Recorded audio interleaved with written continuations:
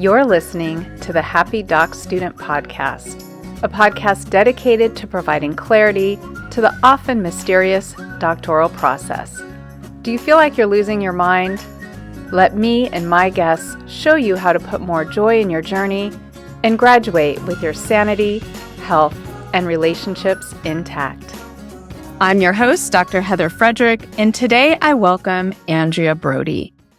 Andrea started her career path as a graphic designer. She loved the creative work, but the long hours she spent sitting at a desk took a toll on her body, and she developed chronic neck, shoulder, and back pain.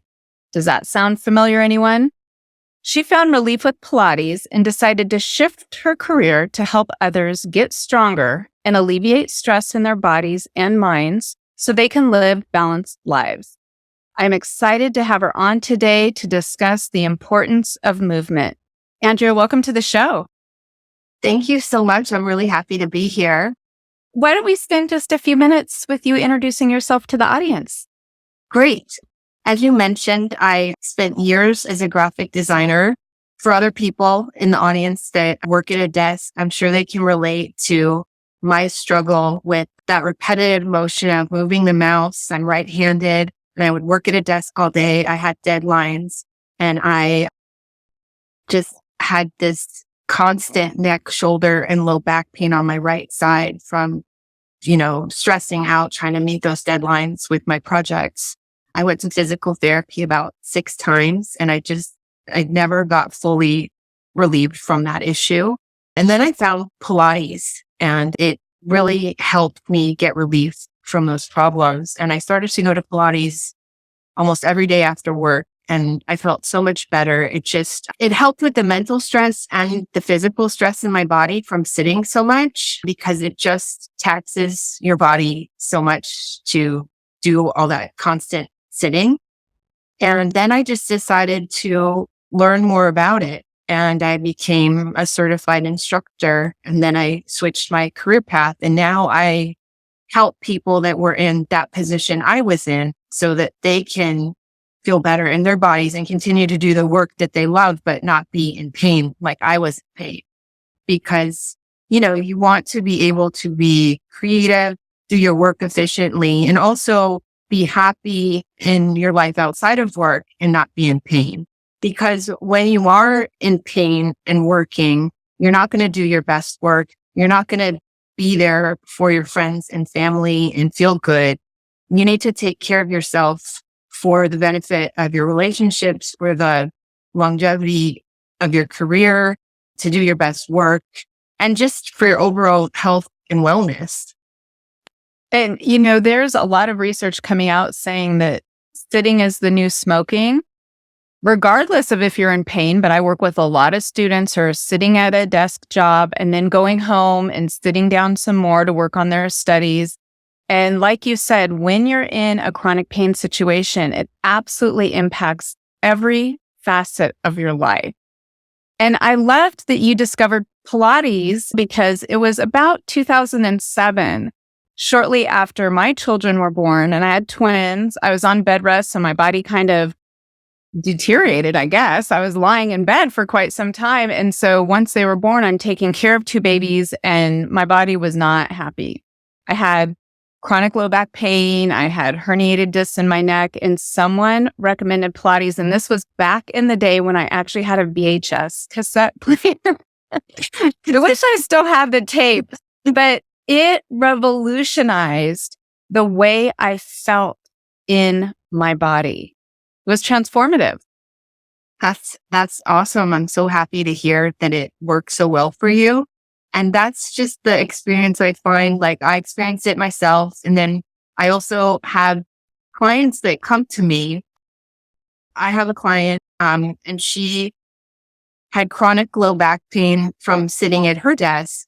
And she was suffering so much, but she also wanted to become pregnant and have a child. And she was so scared because she was like, how am I going to carry a baby when I'm in such tremendous pain all the time with my back from sitting at the desk? So we worked on it together, and she didn't have low back pain anymore. And then she has, the baby's actually going to turn 1 next in a week. And she went through the whole pregnancy without any low back pain. I saw her 3 times a week because she became so strong in her center and opened up her back through Pilates and doing all the work. I mean, she did the work. She was consistent. And then after the baby, I mean, she pushed the baby out in an hour. The hospital staff and the nurses were just like, this is your first baby. This is incredible. So it's just remarkable to me. I mean, I'm so grateful for it. If you're consistent and you do the work, that it's so helpful for you in any age. I mean, I have a client that is 91 years old and I've had a client that's 16. So you can start at any age. You can start at any ability. And it just meets you where you are at. And it doesn't really matter what issue you have. It is tailored to what you need. And that's what's so great about it, because it works with you. And Andrea, I'm wondering, there may be people out there going, Pilates, I've never heard of it. Why don't we pause and have you give a little description of what is this exercise that we're talking about? Absolutely. So Pilates is a mind-body exercise, and it focuses on your core as being the center of your strengths, but you actually use your full body. So nothing is underworked and nothing is overworked. And when you strengthen your core, you build that stability in your center so that you get better flexibility, better strength in your body. It improves your posture and your overall strength and balance. So you can do all of your activities better when you move from that place of strength. And it also helps so that you can avoid injuries in certain activities. And it helps you age better because you're already have that, like a column of strength in your center to hold you up, to support your spine. And I have done a previous episode with a body worker that talked about posture and the importance of posture, particularly as we age. If you think about the stereotypical aging person, they're hunched over, they've lost that good posture. But also, as you were talking about the core, the center, having this center of strength, not to get too esoteric, but I gotta say, my experience with Pilates is it does bring you to your center. It's an exercise that can really help you embody your values and who you are and where you want to go. I feel like for me, it's kind of like a moving meditation. When I did it, when I had my office job, it was my time away. It was like my 1 hour to be with myself, to reset myself. You focus on your breath. You become more aware of your body. You just kind of see these subtleties. You're only focusing on just where you're at in that one present moment of doing these movements.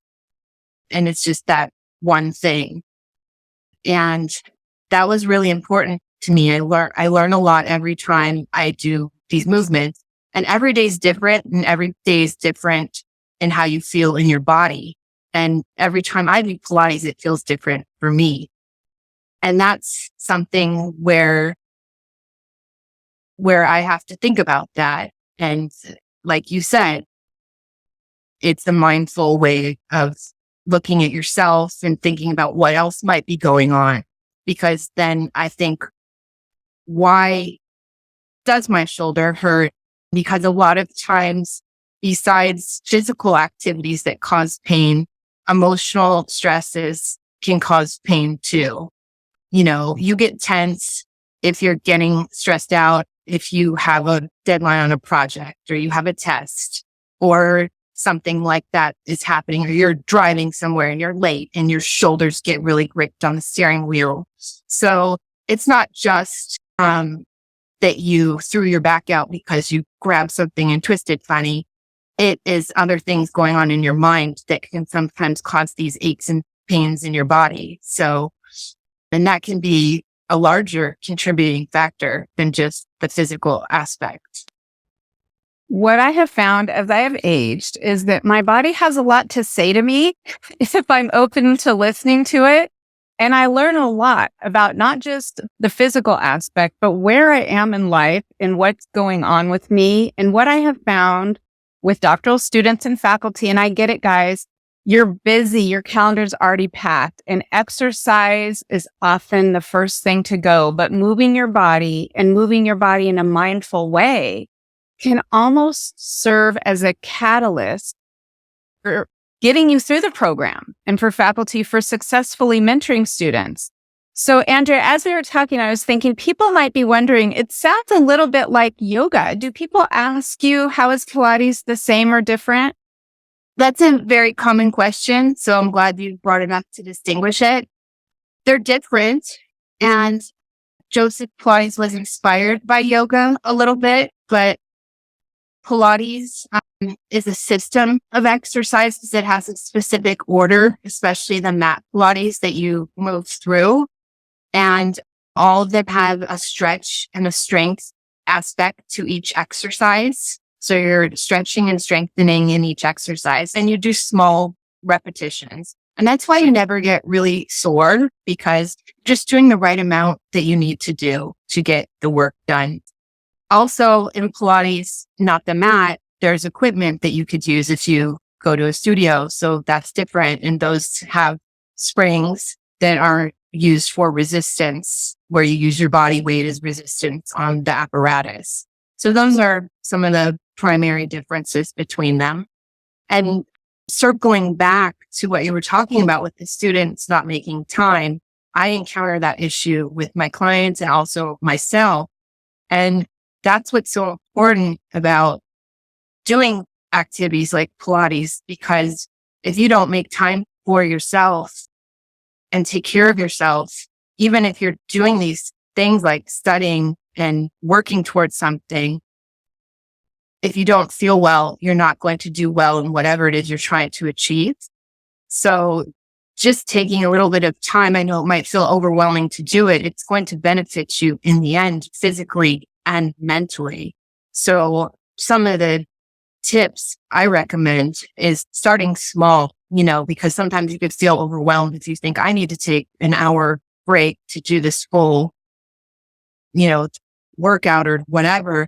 Maybe take 10 minutes, start with that, and just put it in your calendar and just make it like a meeting, like it's your important meeting with yourself for 10 minutes, just to leave your desk and take a walk, go outside for a minute and just stretch or do something, just so that you get up and away, because your mind's not going to be clear and your body's not going to feel well.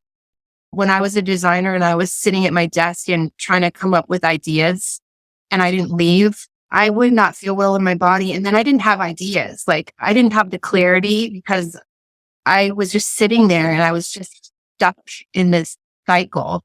And the minute I got up and I left my desk and I went outside and I just walked around for a little bit, I came up with all these ideas and my head cleared, and I just got refreshed, and it made everything work so much better. And all you need is just to take, frequent small breaks, and everything will flow so much better in your day with your workload and everything else. And plus, you need to be, mentally and physically healthy and strong to do your best work, to relate to other people that you're interacting with on a daily basis. And also to show, if you're in the workplace or in a school situation, that you are confident, to project that confidence to them so they have confidence in you.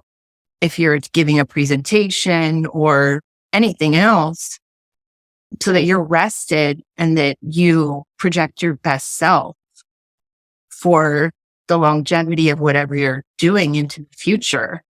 So that's very important, I think. And then just at the end of the day, when you go home, you also want to feel good, to be a caring and kind person, not to feel, when you feel bad and you don't feel well, you don't give off that energy, to someone, and they might take it in not the right way, and that affects your relationships. There are so many ways that not taking care of yourself negatively impacts anyone in a human body, but particularly for my listeners, you all know I am a huge advocate of self-care. And I argue time and time again, it's an investment in your degree because you will complete your degree faster with a higher quality product, with your friends and family still liking you and loving you. If you take care of yourself first, right? I say a lot, you can't pour from an empty cup. And you look around and you see people burnt out, frustrated, stressed, short tempers. If the whole world could just take a few minutes to prioritize this. And Andrea, I love that you said, listen, start small. You're not telling people you've got to commit to an hour, 5 times a week if you're going to get the benefits. You're saying, stand up, do something for 10 minutes, reap the benefits, and then let that encourage you to keep coming back and doing more. Exactly. Yes. And now people may be wondering, okay, you mentioned you could do this at home on a mat. You could do it in a studio with equipment. I think both are really neat options. Some people need to leave, especially if they're working at home and they're studying at home. Leaving their home is a treat. It really is a treat. And so if you're in LA, listeners, I'll make sure I have Andrea's information so that you could visit her studio. But you have a very unique offering where you're meeting with people virtually and designing custom programs. That's more my style because I don't like the thought of, even though I work at home, it's like I'm constantly at home. I'm a little bit of a homebody, honestly. I don't like the idea that I'm having to drive somewhere, find parking, and then drive back. I would rather be spending that time, on a home improvement project or calling a friend or something like that. So I would love for you to talk about this customized program that you do. Yeah. So I start where we just have a complimentary consultation so I can learn more about you and see you and do a posture assessment and learn about your day to day. And then that's just right on my website, which you can sign up for an appointment to do that. And then I can give you a few tips there, like simple tips just to start to implement right away. And then from there, we can move forward and then do, the one-on-one work together to get you feeling really strong and more energized and better in your body day to day. Because listeners, you could push yourself. I see it. You could push yourself and not take care of yourself and eventually get that degree. But think about it. You have this degree that's positioning you to go out and be a leader in your field. You want to be strong. You want to be healthy. Maybe I'm going to say you need to be. You need to be healthy to make the change that you're wanting to make. So I am going to make sure, Andrea, that I've got all your contact information in the links below. And, audience, maybe if you've been thinking about adopting a new exercise practice, maybe you've tried yoga and it didn't really resonate with you. Pilates is different. I'm going to encourage you to check it out. And Andrea, before we wrap up today's episode, do you have a favorite quote or maybe some final words of wisdom you want to share with the audience? I just really think anytime you are sitting there and you start to feel any hint of frustration, tiredness, hunger, or thirst, you need to leave your desk. Not 1 second longer. Do not do that to yourself anymore because it is not good for you. You have to just break that cycle. Nothing is going to go wrong if you leave your desk for 5 minutes. Nothing terrible is going to happen if you do that. It's only going to make it better. I can promise you that. Doing something for yourself and taking care of yourself is only going to make your work and your life better. Andrea, I agree. Listeners, give yourself permission to listen to your body. Take care of yourself. You will not be sorry. Andrea, thank you so much for spending time with us today. Thank you so much. I really enjoyed being here. Thank you for having me. Thanks so much for listening, and I look forward to connecting with you on the next episode. Until then, if you're looking for more ways to invite joy in your journey, check out the free resources at expandyourhappy.com. You'll find downloads like an article I wrote titled The Doctoral Journey, 12 Things You Need to Know That They Probably Won't Tell You. You'll also find a PDF that organizes all podcasts by the 7 steps detailed in the Happy Doc Student Handbook, which you can also find on the website. Finally, if you're looking for a Happy Doc student swag, I've got that too. Don't forget to subscribe to the podcast and YouTube channel, and if you want to make my day, rate and review so that together we can change the way doctoral education is delivered and experienced. Hey, one more thing. Just a quick reminder that the information, opinions, and recommendations presented in this podcast are for general information only.